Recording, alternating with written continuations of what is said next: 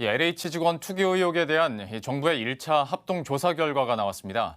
이번 조사는 LH와 국토부 직원 본인만 대상으로 진행됐는데요. 총 20명의 투기 의심자가 나왔습니다. 자세한 내용은 취재기자 연결해서 들어보도록 하겠습니다. 박수현 기자, 먼저 조사 결과부터 한번 정리해보죠. 네, 오늘 정부가 구성한 합동조사단은 3기 신도시 등 8개 지구에서 국토부와 LH 전 직원 14,000여 명에 대한 토지거래 현황을 조사하고 1차 조사 결과를 발표했습니다. 조사 결과 모두 20명의 투기 의심자를 확인했습니다.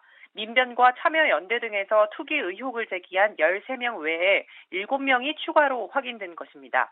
지역별로 보면 광명 시흥이 15명으로 가장 많았습니다. 고양 창릉 2명, 남양주 왕숙 2명, 과천 하남 교상 각 1명인 것으로 나타났습니다.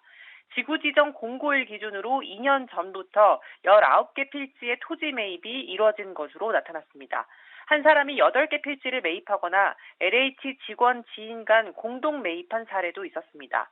특히 시흥시 과림동의 경우 한 개 필지에 직원 4명을 포함한 22명이 공동 매입한 사례도 있는 것으로 조사됐습니다. 정부는 이번에 확인된 20명 전원을 정부 합동특별수사본부에 수사 의뢰할 예정입니다.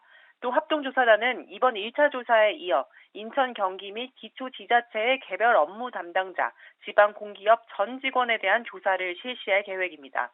정부는 이번에 발족한 정부 합동특별수사본부를 통해 사명거래 등 각종 투기 의혹을 수사하고 불법 행위를 색출하겠다는 방침입니다.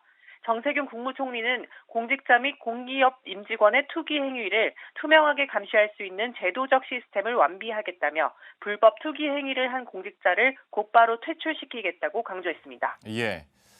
그런데 물론 1차 조사 결과긴 합니다만은 이번에 의심 사례가 그렇게 많지 않다 보니까 조사가 제대로 이루어진 거 맞냐라는 의문도 제기되고 있죠.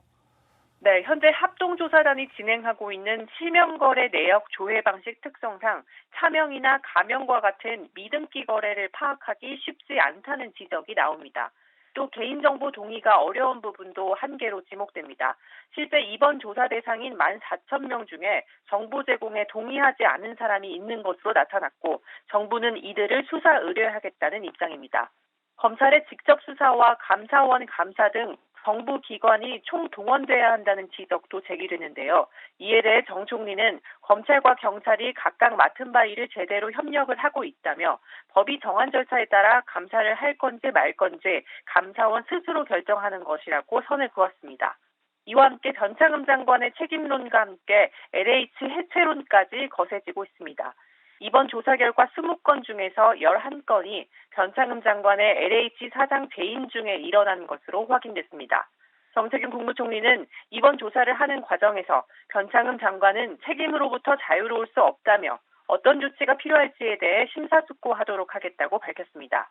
또 이번 의혹과 상관없이 주택 공급을 확대하겠다는 문재인 정부의 당초 계획도 사주 없이 진행하겠다고 강조했습니다. 머니투데이 방송 박수연입니다.